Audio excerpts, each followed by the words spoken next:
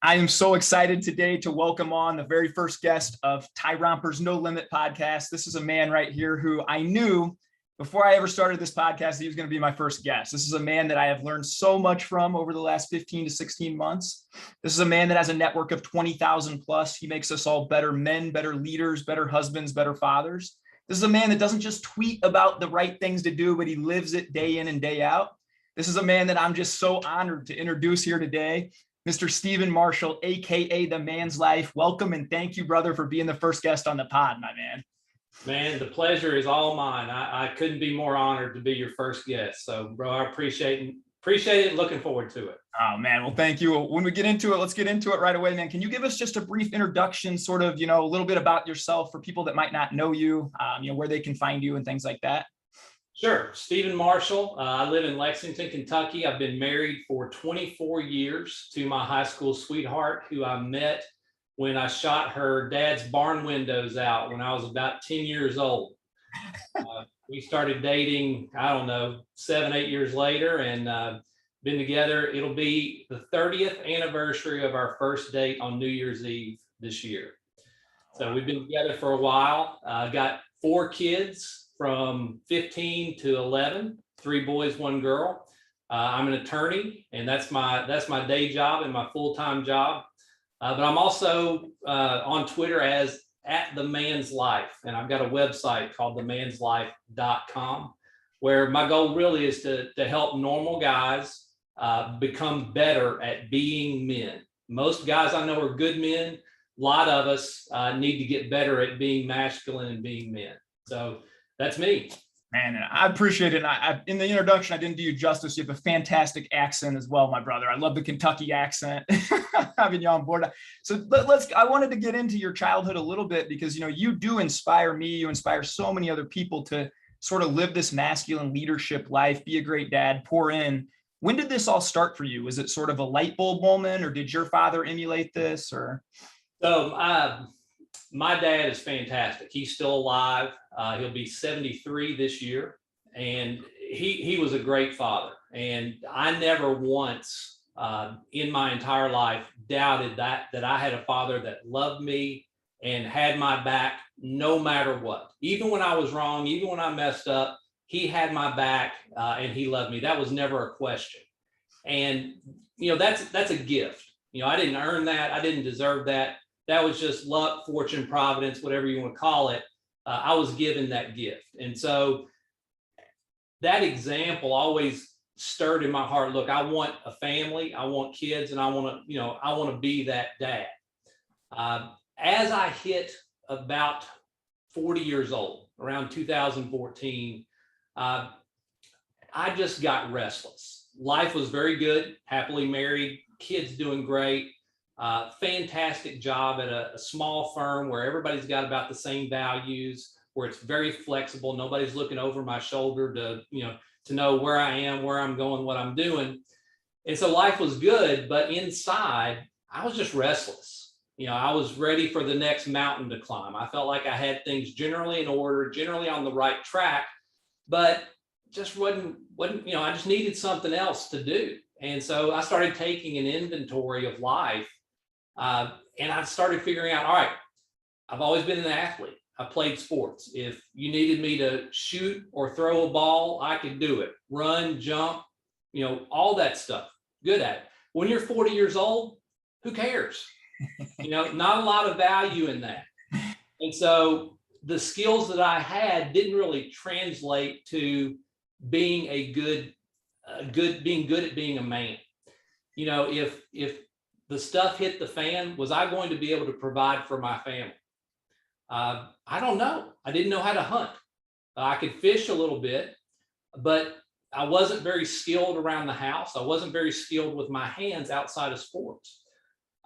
If someone attacked my family and I needed to protect them, was I going to be able to do it? Well, I'd certainly die trying, but I don't want to die trying. I want to make the other guy die, right? So it just became clear to me that I had very clear weaknesses in being a man that I needed to shore up. And that kind of became that mountain that I needed to climb. And as I got there, I looked around And I saw lots of guys in the same situation. And I started putting two and two together where you got guys who are not very skilled in masculine skills. And you start looking at statistics about men's life satisfaction, and they're very, very low.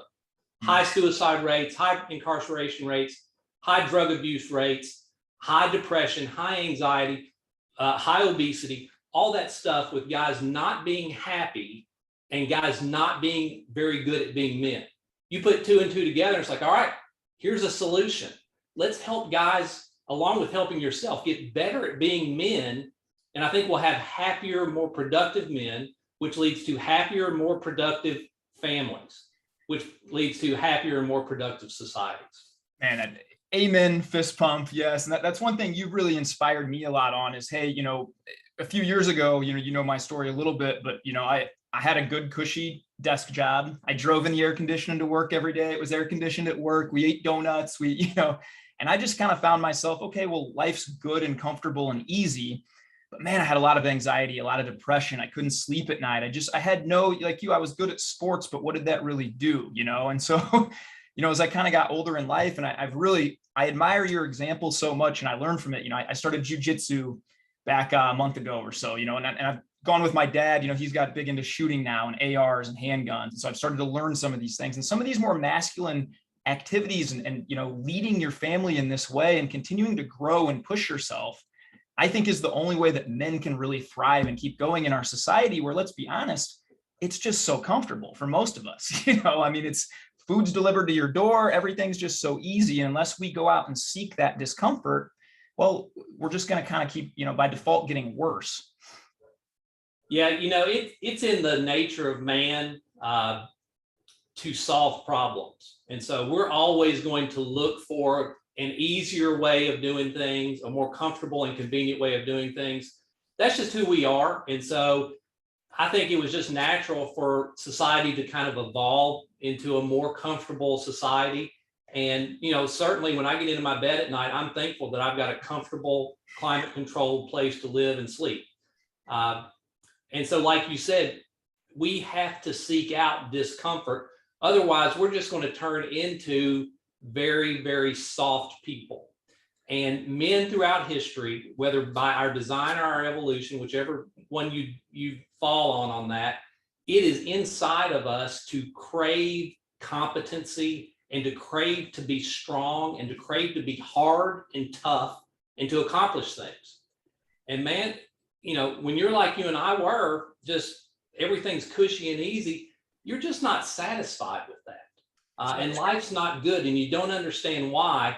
And it's a bit counterintuitive to tell someone, look, you're going to be happier if you're uncomfortable a lot. That's not intuitive because we've been taught our entire lives, and our bodies even cry out and tell us, make me comfortable. That's right. And so, yeah, it hit me pretty square in the eyes. Look, man, you got to go do harder things to become a harder man, to become a happier and more satisfied and content man. So yay and amen to everything you said. Yeah, I think even as a child, I think back to some of my earliest childhood memories, and I always say adults can learn a lot from kids, right? And me and my buddies, we would just fight each other. We would wrestle just to see who was the toughest. Then we'd race and see who was the fastest, and I see this with my daughter, we're out for a walk or other kids in the neighborhood. They just want to challenge each other. They want some kind of challenge, right? They want to push themselves, see if they can climb that. There's no reason behind it. They just want to see if they can do it, but that makes them happy. That there's something deep inside of us, I think, that needs those challenges and needs to keep conquering and go. And you're right. In our society, we just get to the spot where, well, a lot of us have money in the bank. We have comfy, and again, I'm grateful for it. I'm grateful that I can take a warm shower and lay in a warm bed and all these things. But at the end of the day, we have to have those challenges. And I'm really grateful you bring that up because I think a lot of men and a lot of people need to hear that, right? You can't just settle into this adulthood and then just kind of hit the brakes and never push yourself. I think if you're not pushing yourself mentally, physically, spiritually every single day, you're going to get complacent. By default, you're going to get worse. And that's going to lead to a lot of unhappiness, anxiety, depression, which I think we see a lot in society now. And it's only going to get worse because we're having an entire generation of kids being raised up to suppress their competitive instincts. Teachers, coaches, leagues, nobody wants anybody to lose. Nobody wants anybody to feel bad about their performance.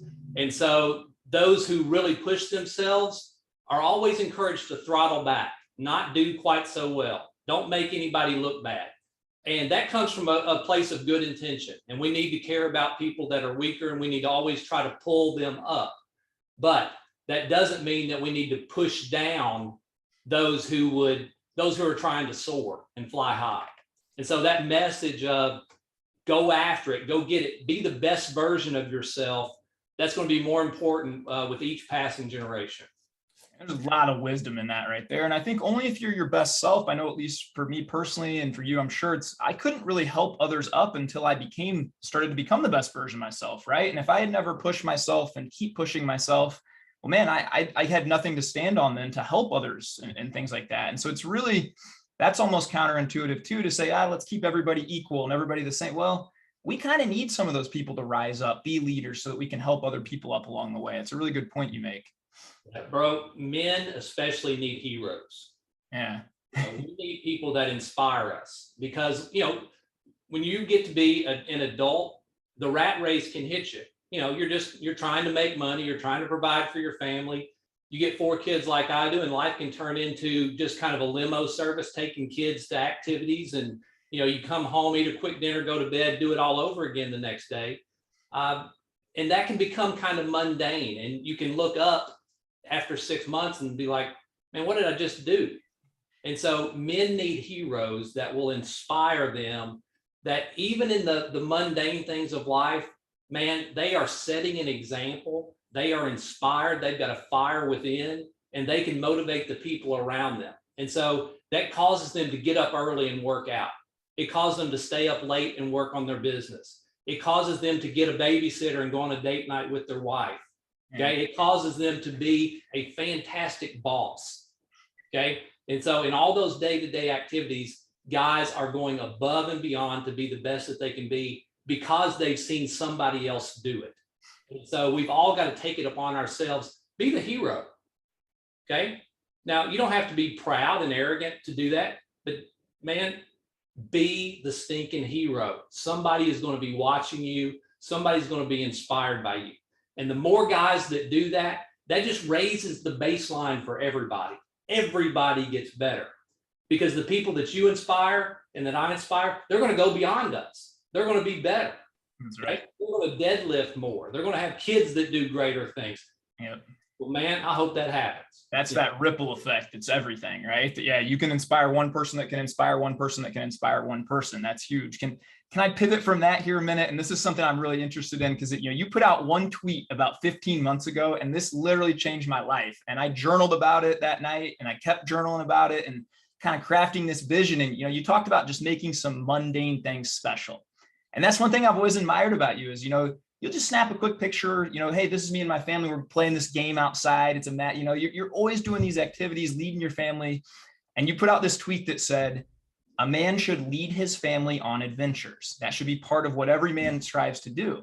And I remember thinking that and thinking, I don't really do that right now. And it really challenged me. And I started thinking, okay, how can I make these, even a family walk, let's make it really special. Let's take sidewalk chalk and write special messages to other people. Let's push ourselves and see if we can sprint or run or just every kind of little thing, leading them on adventures. I see you do this so well.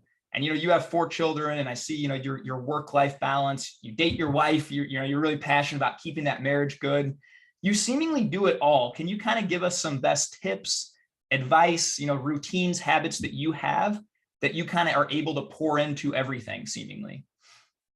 Well, I'll start it all with the disclaimer that, I gave me a lot of praise there, but I still fight and struggle to do all those things. It's always a balancing act.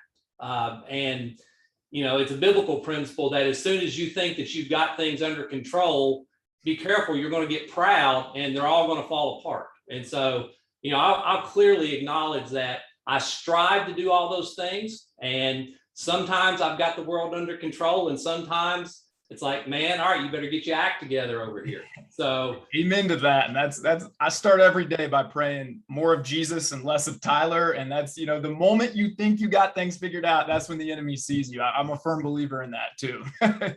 Yeah. So I'm a very disciplined guy. Okay. Once I figure out what I need to do, I'm really good at laying out a plan, and I will not miss. I don't miss workouts. I don't deviate from my diet. I just don't. I've got plenty of weaknesses, but those are my strengths, that I'm very disciplined. And so that kind of helps me keep this stuff together.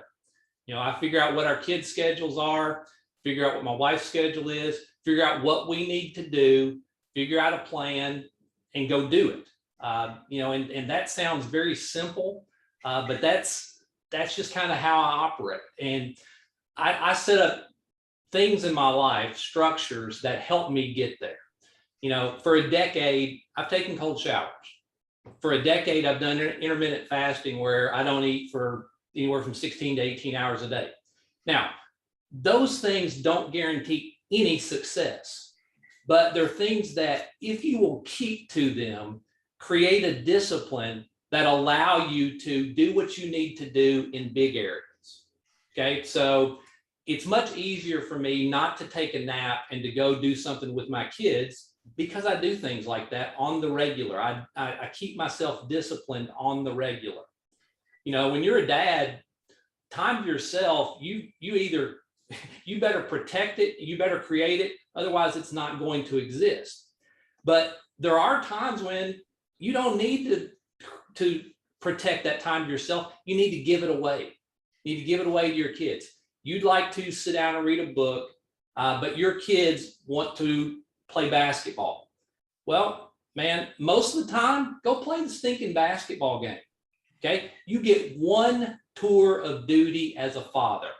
Okay, I'm feeling this big time with my oldest just turning 15 as a freshman in high school. Okay, we've got 3 years left, and he's going to be out of the house in college. This little dude that I remember the day that he was born, he's going to be leaving me and doing his own things. And thank God for that, because that's why we have them, to raise them up to do their own thing. But I'm really going to miss that time when it's gone. And so that's the thing we have to keep in mind, especially when your kids are young. When your kids are young, they need so much of you, and it can feel overwhelming. And like that, it's always going to be that way, guys. It's not. Okay. When they get older, they're going to be self-sufficient, and their desire and need for you are both going to decrease with each passing day. Their friends will become more a part of their lives than you are. And so you've got to treasure the time that they really want to be with you. And so that's what I've tried to do with my kids and with my family, is to create these relationships where they want to be with me. They want my advice. They want my presence. And that involves going and doing cool stuff, trying to think of cool stuff to do with them.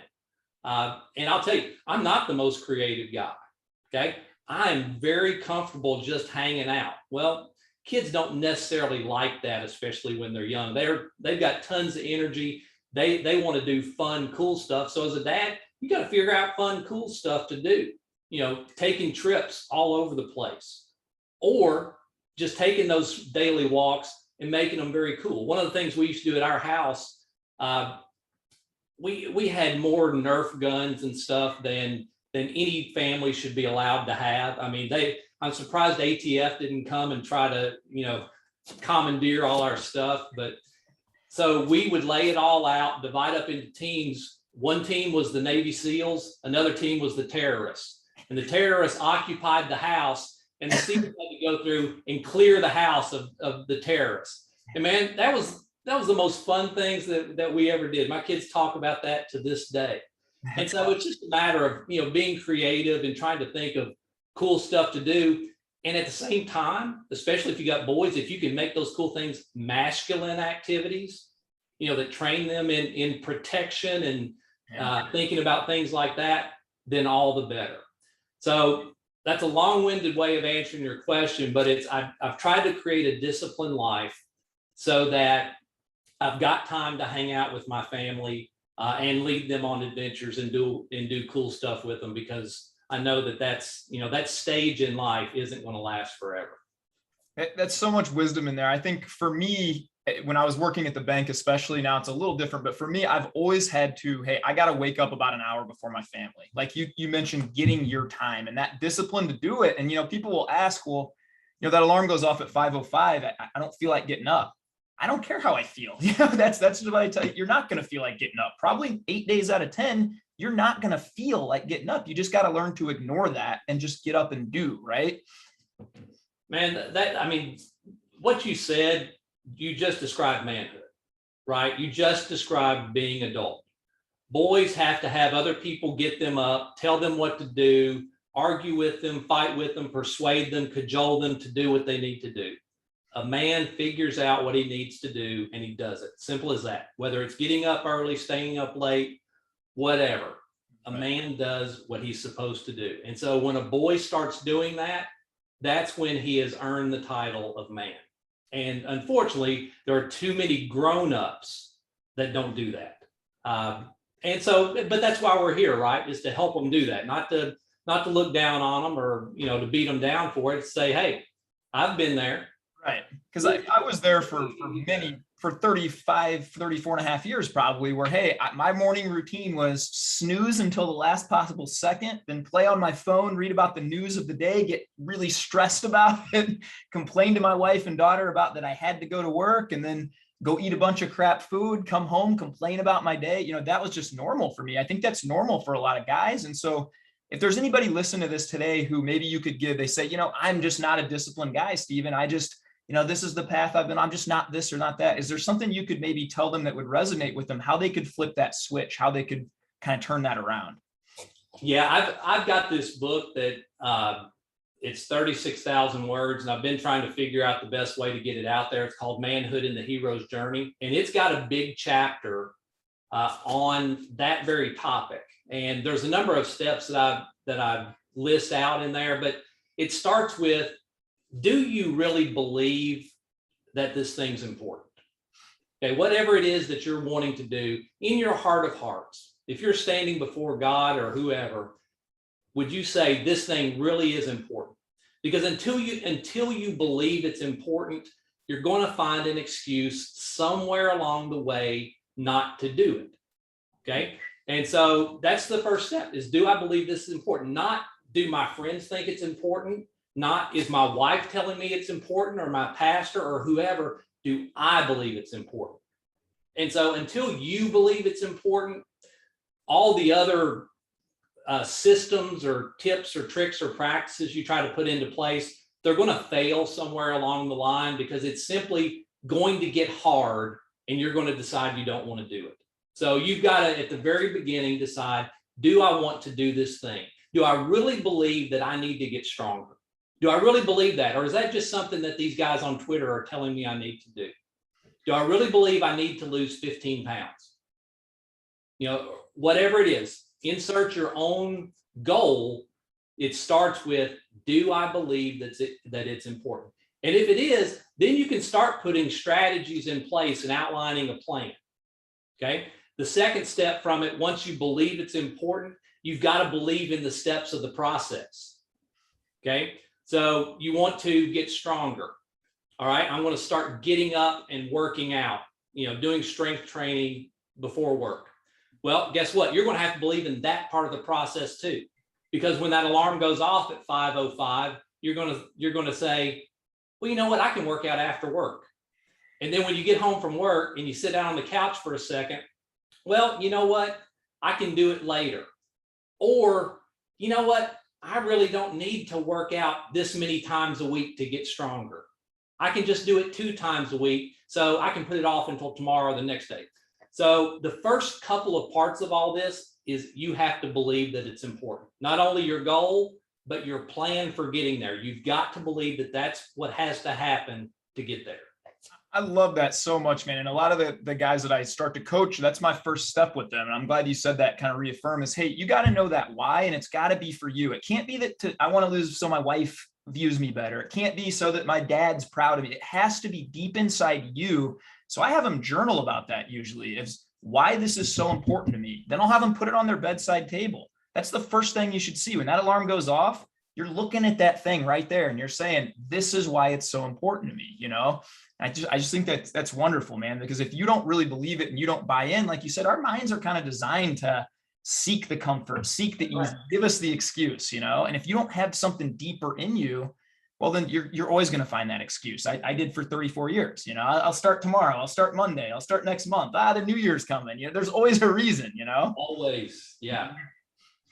Man, well, I appreciate that. So thank you. When you talk about kind of being a sports dad, you know, you got 4 kids, right? And I love, it's some of my favorite posts ever. And I love now, you know, we've connected on different social media platforms. I just see you in the backyard pitching to your kids all the time, shooting hoops with your kid. Like, this is just very normal for your family. This is what you guys do. It's just a part of, this is what you do. And I think a lot of parents will say to me, my kids just, they don't want to do this or they don't want to do that. And okay, well, you're setting the tone. Number one, Dad, Steven, gets up every morning and works out. The kids all know this. They see this. Steven's almost 50. He looks like he's 30. You know, the kids are going to see this, right? So you're modeling that. Can you talk a little bit and on that topic of, you know, how you've kind of impressed fitness upon your family, made this active lifestyle very normal, and then just a little about your kids, brag on them a little bit, man, because I love watching them. Yeah. So it's just a truth that the culture that you set in your home will influence your kids more than what you say, more than your teachings. Now, your teachings are part of the culture that you establish, but what you do is going to speak louder, is going to influence more. I had a really cool realization last week that I have 4 kids and every one of them and my wife worked out last week. And I don't just mean once, but they did workout routines throughout the week. And what started me thinking on it was, well, I came downstairs, my wife was deadlifting, and 2 of my boys deadlifted last week. That's awesome. And so I didn't tell anybody to deadlift. You know, as far as giving an instruction, all right, you need to work out this week, you need to do a deadlift. Yeah. No, they've seen me through the years 4 times a week since they were born work out. Okay. So they understand that I believe that being strong and fit is important. Now, obviously, I've talked to them about that, and I talked to them about what men should be. And every summer, I would create routines for them. It's like, all right, you have to do these things. You got to work on a skill, whether that's sports or otherwise, and you've got to get stronger. Okay, you've got to do push-ups and lunges or something like that. Just something easy, and they didn't increase it by 1 every day or something like that. And so, yeah, I've talked to them about that and required them to do it at times, but that's just during the summer. When it's a school year, man, you know, their job is school, they're playing sports. That's, you know, that's kind of takes care of it all. And they're working out on their own. I don't tell them to do that. They just do it. And so that has been just so satisfying as a dad to see them do that, because I'm not making them do it. It's them saying, this is who I want to be. And so, you know, I certainly love seeing that. And so the culture that we create matters more than the principles that we teach, although they certainly work together. And yeah, I've got 4 kids. 3 of them play sports. 2 of them play at a very high level on multiple travel teams, whether it's baseball, softball, basketball. But I never required any of my kids to love sports. And I've got 1 who doesn't. And so my thing with him is, no worries. That's fine. Figure out what your thing is. Okay. Whether it's singing, whether it's drama, whether it's orchestra, I don't care. Figure out your thing and get good at it. Okay. Go after it. Now, you're a man, you're going to be a man, so you still need to be strong. You still need to be courageous. You still need to develop masculine skills. But as far as your interests, man, go with what's in your heart. And I don't care what your schoolmates say about it. You know, when kids are young, athletes have the currency. Okay. The athletes are the ones that the other kids look up to. If you do well in PE class, you're a cool dude and everybody likes you. And if you don't, man, you better be funny or something, or because you're not going to be one of the cool kids. And so, you know, I tried to impress upon my kids that, look, no matter whether you're the best athlete in the world right now or the worst, when you get my age, nobody cares. It doesn't matter. I was a really good athlete. And you know what? It's been 30 years since anybody cared how good of an athlete I was. Right. Nobody talks when you get in your 30s, 40s, 50s. Nobody's asking you about your high school accomplishments, right? Yeah. Nobody. If you're still talking about that stuff, you got some issues, man. That's right. You're a loser if you're still talking about that stuff as a primary matter. Right. So, with my kids, they've obviously picked up on my love for sports. And so I've certainly encouraged that and developed it. And they've played sports ever since they were old enough to start playing them. And I've coached as many of the teams as I could. They've kind of gotten to the age now where I needed to turn them over to experts and people that are more knowledgeable than me. And simply because of the fact that I have 4, if I coach one, it means I can't watch the others ever. And so I've kind of gotten out of the coaching game to where I'm just a spectator dad now. And man, I'll tell you, being a sports dad it's hard. And the reason that it's hard is that you just want everything for your kids. You want them to be successful. You want them to love it. You want them to perform at the highest level. But you got to be careful that you're not creating the pressure and that it's not becoming about you. Because I'll tell you, man, when my kid does something out on the baseball field or the softball field or the basketball court and shows out, I'm like, that is my dude. Okay. It's inside of me, whether I, express it or not. It's there. I love it. I'm so proud. Yeah. But the ball's going to stop bouncing for them someday. And so it's bigger lessons, right? And this is why I love like team sports. And I love it if it's not like you said, even if my children don't play sports, but they do other, it's band, it's music, it's whatever it is. I think learning to just get better every day. Sports kind of teaches us that, to work in cohesion, teamwork, it develops you for life, right? Because let's be honest, 99.9% of kids that play sports, they're going to end up like me and you, right? We're not getting paid to be professional athletes. We're doing other things. And so instilling that in them. And I think the best piece of advice I got, John Shoup, I'm gonna give you a shout out, brother. I love this guy. He's coming on my men's trip here in about a month. He said, whenever I would watch all my kids play, he has 3 grown kids now. He said, you get that kind of fire in you and you don't want to, what you said is kind of impose what you're thinking onto them. And so he said, I would always just tell him, it's my favorite thing to watch you play and compete. I love that, and so I just, even when my daughter's done with gymnastics, swimming, whatever she's into now, hey, I just love watching you swim. I just love watching you do gymnastics. I just love watching you play, and kind of having that mindset around it. But I say that to my kids on every ride home from every event that they competed in. It's like, I sure did enjoy watching you. Yeah. And that, we talk about their performance, but not on the ride home. And it's usually later, and it's usually very lighthearted because my kids are the ones that play. They're serious about it. They want to be good. They want to know what they can get better at. But the main thing I try to communicate is what John Shoup said. Man, I really enjoyed watching you play. Yeah. If you go out there and kill it, I am super proud of you. You go out there and fall flat on your face and give it your best and have a good attitude, I'm super proud of you. So that's the thing that I want them to walk away with. But, man, as a competitive guy, you got to keep an eye on yourself on those types of things. Because the culture around youth sports right now is crazy. It's every sport is year round, play all the time, throw a bunch of money at it, travel all over the country. And it's just nuts. It's crazy. It's out of control. But if your kid's going to play at the highest level, it's hard to avoid it. Mm-hmm. So, youth sports is out of control. So as dads, we've got to make sure that that our kids don't feel pressure on those types of things. Sports is fantastic for that discipline that we talked about. When my kids want to just lay around the house or go hang out with their friends, they got to go to practice. You got to go. You don't feel like it? Sorry. You have to go. And that builds into that discipline that's going to pay off for them later. That's huge. And you touched upon a point there that I kind of want to hit because I'd love your opinion on it. I grew up, man, I played 5 sports. I played soccer, football, baseball, basketball, cross country.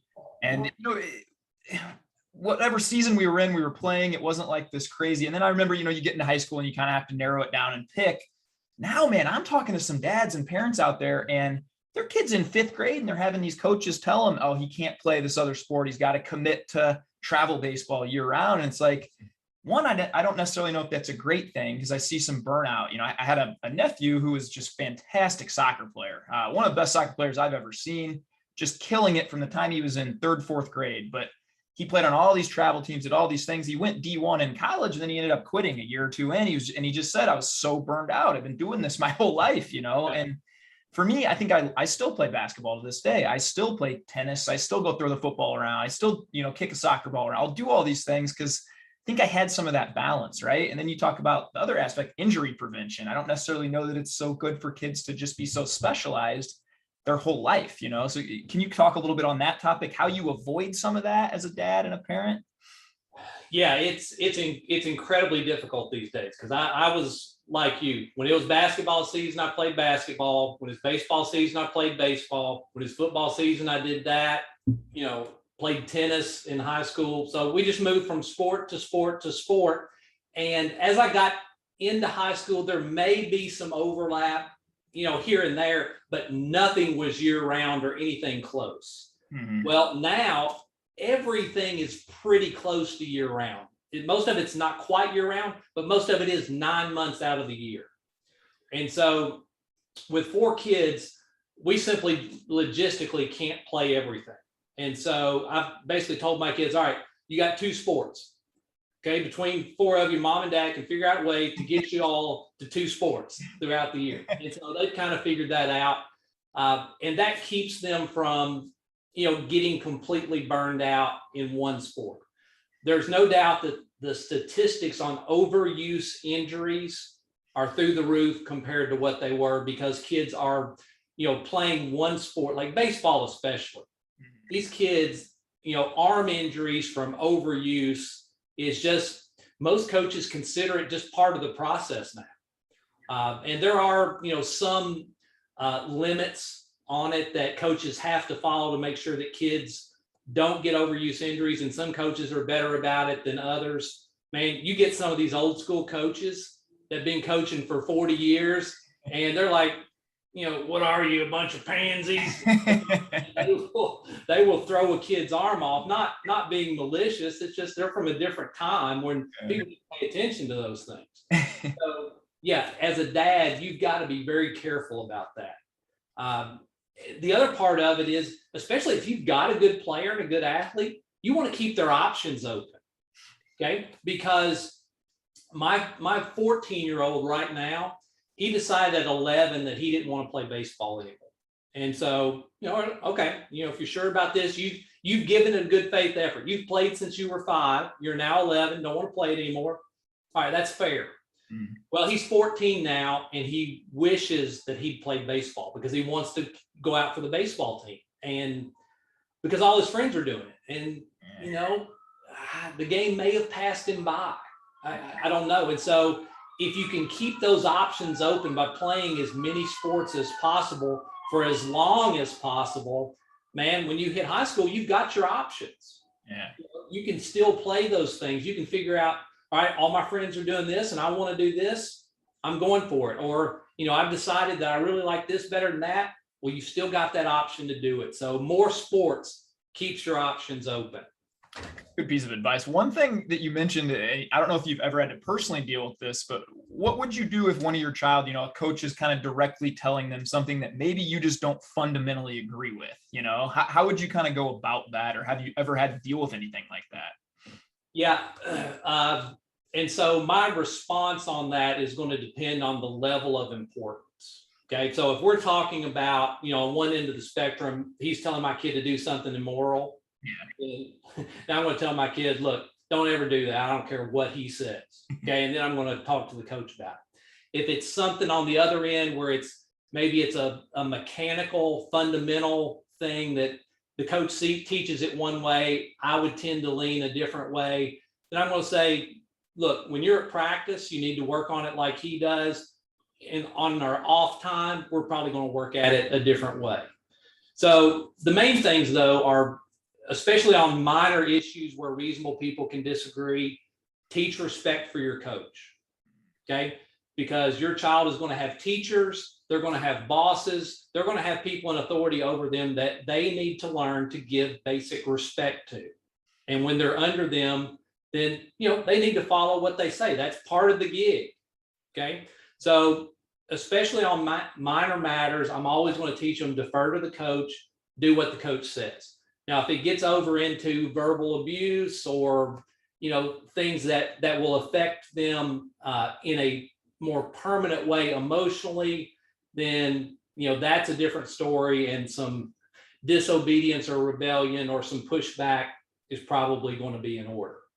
But I do want to give a lot of deference to the coach as much as possible. I love that you said that. One of my best friends for actually since preschool, Blake Lucas, he's a high school basketball coach and an athletic director. And he always makes the joke to me that every parent wants their kid to play the whole game with the other 4 best players, and every parent's coming up after the game and like inject. And I kind of see that as a big reason in society where you mentioned, hey, parents need to instill that in their kids that, like, you might not love every teacher. You might not love every boss. You might have people coworkers that you don't see eye to eye with, but there's 8 billion people on the planet, right? I mean, we see this on Twitter every day where I could literally tweet right now, hey, the sky's beautiful and blue. And somebody will tell me I'm a dummy because there's clouds and those are white. Somebody will tell, we're not all going to see eye to eye, and that's okay.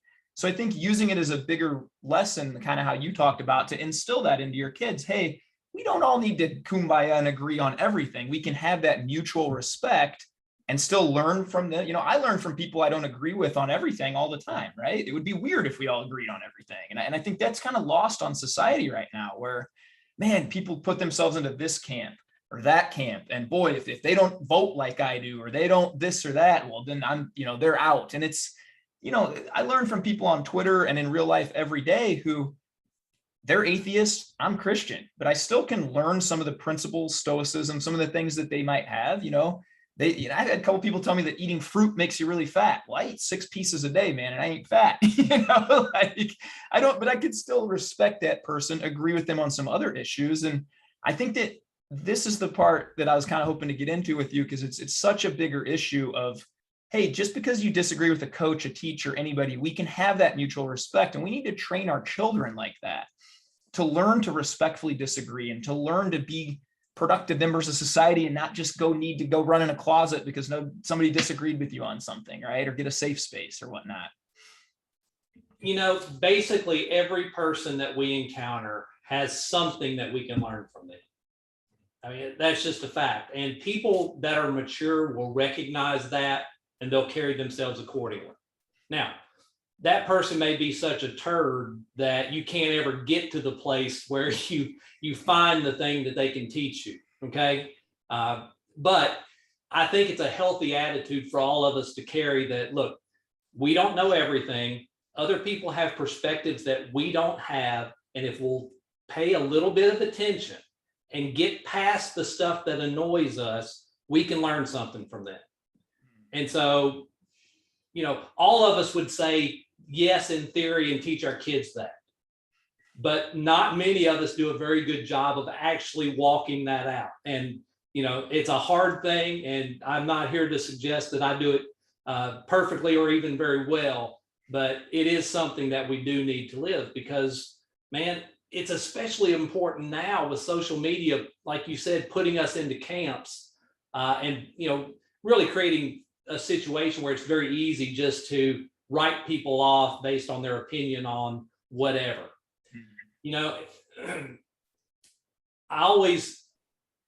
We both have decent sized Twitter accounts. And so it's like, man, the people that follow me, I really appreciate them, because I know they don't agree with some of the stuff I say. I know they don't. And so I just appreciate them hanging in there, ignoring the stuff that they can ignore so that they can get the stuff that benefits them. And so I think we all need to be like that. Overlook the things that we can overlook. And that's a lot. We can overlook a lot, because a lot of stuff that people say, it really doesn't matter. It doesn't impact us. And so if it doesn't impact you, just ignore it, move on, and come together around the things that you agree on, and where you share mutual interests and values, and really fellowship over those things, and promote those things. That's right. Yeah, it became normal for society a few years ago. It seemed like for people to wake up and seek these people that differentiate with them and argue with them and let it bother them and take their headspace. And anybody listening to this today, I would just encourage to just understand what you said, Stephen. That has no bearing on your real day-to-day life. Like there's not a day that goes by on Twitter now, and this with a bigger following too, where somebody doesn't say something mean. Like my wife and daughter cut my hair. I'm proud of that. We save a lot of money, and it's a fun family thing. People make fun of my hair. They make fun. Whatever happens, somebody's going to say something you don't like. Does that affect my day-to-day life? Exactly 0%, right? And so you just got to like compartmentalize that, move it away, and just understand that, hey, they might have this view. That's cool. They're going to go about their life. I'm going to go about my life. And life's good, so that's a good topic. Well, I want to be respectful of time here. I got one thing that me and you always said I wanted to do with you, brother, is it's 10:45 in the morning here, and I'm going to lift after this. So it's going to be a swig. But I said, when I come to Kentucky, we're going to share a glass of bourbon, man. So I got my little bourbon right here, my Maker's Mark. And I wondered if you'd cheers me, brother. And then I have a session that's going to be a staple of the podcast. I call it the rapid fire questions, where I'm going to fire out 5 quick questions. I'd love first thought that comes to your mind, my man. Let's do it. So Maker's Mark is made in Loretto, Kentucky. That's where it's distilled. That's Marion County, and that's about 35 miles from where I grew up. Man, so have you ever toured that distillery? Seen it? I've never toured it. I go through that area, I don't know, 10 times a year probably. Nice. Drinking is it's a lower frequency play for me these days, but I'm honored to do a swig with you, brother. And cheers. And I really appreciate you coming on, my man. So I'm going with Blanton's. Okay, Blanton's is my favorite. So cheers, brother. Cheers. I just go right out of the bottle. My wife knows this from being around me for a while. I don't drink much, but when I do, I'm an out of the bottle type guy. Gotcha. All right, my brother. So here's I'm gonna give you 5 rapid fire questions if we can, and I just want first thought that comes to your mind. All right. Got it. All right. If you're trying to hit a PR on a deadlift, what is your go-to song? So I'm one of those weird guys that doesn't listen to music while I lift. Ever. The only thing I ever listen to is podcasts, but even recently I've stopped doing that just because I think it's very valuable to have time where it's quiet and you're not pumping any information into your head. You're just alone with your thoughts. And when I lift, that's kind of my time. Now, during hunting season, that's my time. But otherwise, when I lift, that's my time just to be quiet, not consume any information, and just kind of be alone with my thoughts and let my mind slow down a little bit. So no music. I love that, man. I was challenged by, Joey Devlin. Yes. I was challenged by him to lift with no headphones a couple of months ago. And it's something I'm enjoying more and more now is just, hey, being mindful of my thoughts, being more mindful of the movements. Now, every now and then, man, I like to put on the Jesus music. This is how I lift most of the time. I'm dancing around. I'm having a good time, but I do see the benefit of no music.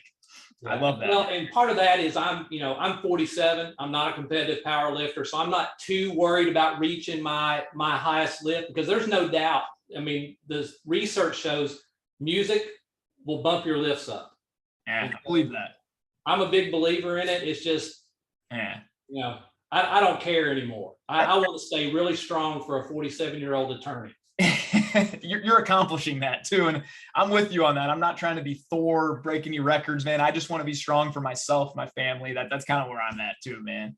Yeah. All right, what's the most impactful book you've ever read?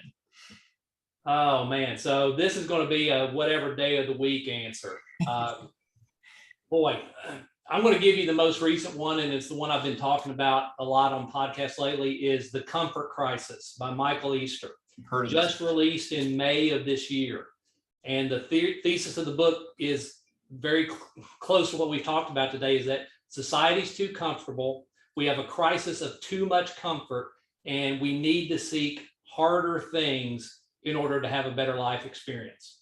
Man, I wrote that down because I've seen you tweet about that. I need to check that out. Yeah, it's really good. What's your all-time favorite movie? Probably Gran Torino. Although I was highly offended this week when Stephen Hammer Story said he hadn't seen Braveheart. I was too. I couldn't believe this, man. I've seen that movie 15 Stephen, times. if you're watching this, man, you need to fix that. He actually watched it last night, I believe. Oh, did he? Okay. I think he remedied that last night. I'm in a couple of chats with him, and he said I'm clearing the schedule. I've taken enough flack for this, for never seeing Braveheart. I'm going to get to it. I thought you were going to say Secondhand Lions because I've seen you tweet about that. That's one of my really favorites. Good, but man, Clint Eastwood's character in Gran Torino, it just makes me happy.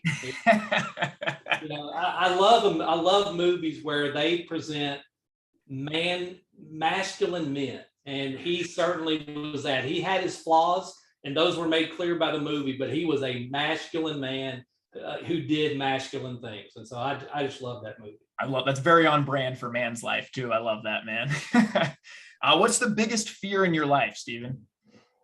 I'm a dad, and so I live in constant fear of something my kids getting hurt. Yeah. If I get hurt, I feel like I'll be fine. I can deal with it. But how I'm going to deal with one of my, getting that call from a state trooper that my kids have been in a car wreck or something like that, that's probably the scariest thing in my life.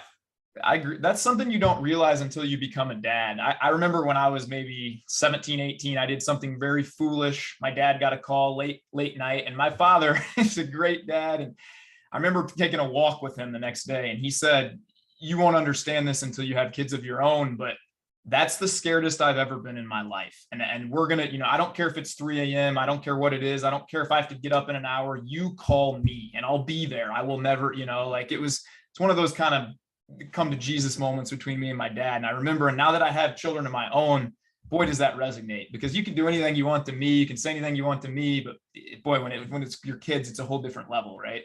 Yeah. It's one of those things you will never heal from. Mm-hmm. Just won't. You can live with it. Life can be good, but life will never be the same if something happens to your kids. And so, it's just a fear that it's just part of the job, So, yeah, right. That's no doubt. That's it. This might be piggybacking off that, but what's the thing you're most proud of in your life, Stephen?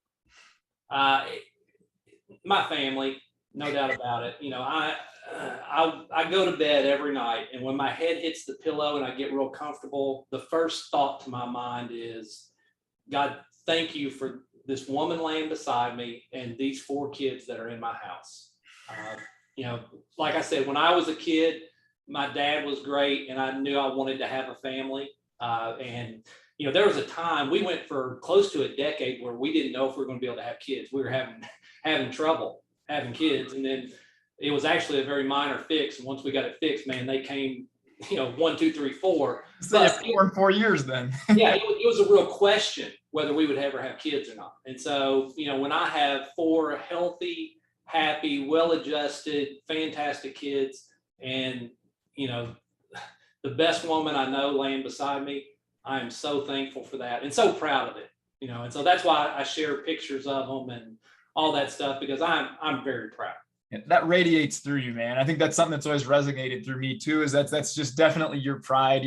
Something you take so much pride in. You say you're coming up on 25 years of marriage too. Can you talk a little bit about your wife and that relationship? Because she's not on social, correct? She doesn't do much of that. My wife's kind of the same. She doesn't like to be in the midst of all that. Yeah. So yeah, we'll be married. It'll be 25 years next May, and she's not much of a social media person. Like, she'll do her duty if somebody tags her in a picture, and she'll like it and say nice things, and she tries to be there for her friends on social media, but she doesn't like it. It's just not her thing. And God bless her, she doesn't care at all about sports. So she married a sports guy and has spent her whole motherhood taking kids to baseball and basketball tournaments and being there all weekend. And so that kind of clues you into what type of woman she is. She is a wife and mother at heart. She is a certified public accountant. She passed the CPA exam on her first try back when it was all together, when 1% of the people did that. She owns a business with her sister. Oh, wow. She takes care of our household.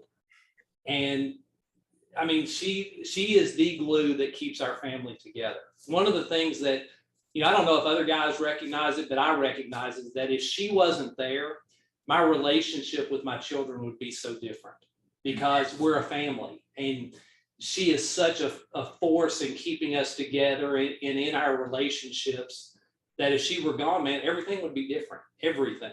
And so she's just an amazing woman, always has my back. I make her nervous. She's not nearly as outspoken as I am. She's always trying to rein me in. And one of the best pieces of advice that a pastor gave me over 20 years ago is like, look, you need to listen to her a lot, because he understood that she complements me. Her strengths are my weaknesses. My strengths are her weaknesses.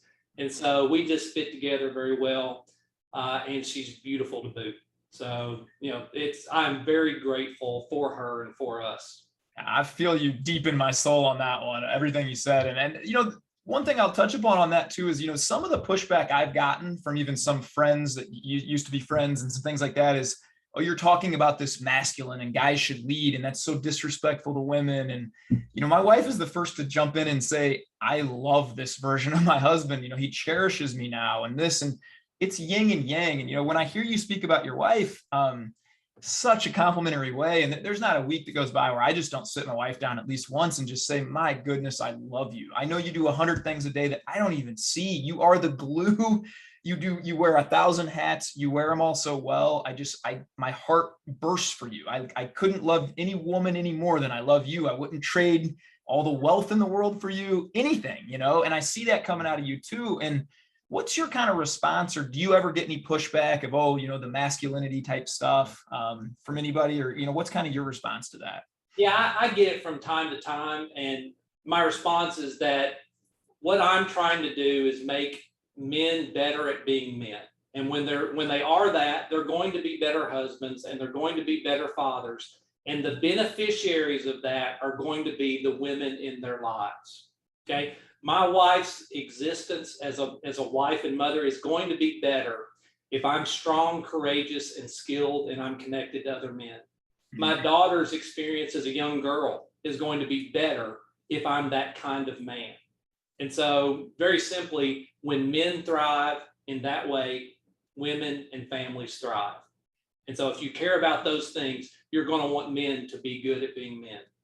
Man, that's beautiful, man. Literally, I couldn't have said any better, man. I thank you so much for your time, Stephen. I love this. Can we tell people where to find you? Because I love your newsletter. You don't even pump your newsletter. It's one of the favorite newsletters I get. I love your blog when that comes out. You're like my favorite follow on Twitter. I always try and get to your page to see what your thoughts are for the day. Can you tell people where they can find you? Sure. I'm on Twitter at The Man's Life. I'm on Facebook as Stephen Marshall if you just want to see what my personal life is like. But I've also have a page on Facebook, The Man's Life, Manhood in the New Millennium. And then my website, themanslife.com. You can sign up for the newsletter there. Newsletter, it's sporadic. Sometimes, man, it's all the time. Sometimes it's not. I fight this balance between writing about being a man and just being out there living being a man. And so sometimes those compete with each other. And when they compete, the writing loses and the living wins. So, that's where you can find me. But, man, I really appreciate being on here. You are the most positive guy on Twitter. Right? I can recommend people to follow you without equivocation, without hesitancy, without disclaimer. Just follow Ty. You are going to benefit if you follow Ty. And so I appreciate you. Man. Bottom of my heart, Stephen, I love you, man. I'm a better man because of you. I'm a better husband because of you. I'm a better father because of you. And I just, I'm honored to get the chance to chat with you. This is the main reason I started the podcast. I just wanted an excuse to get to chat with great guys and people like yourself, man. So thank you so much from the bottom of my heart. You have a blessed day today, my man. And thank you for coming on. You too, Ty. Take care, bro. Thanks, man. Let's see. How do I stop? Am I ending it? Pause, stop.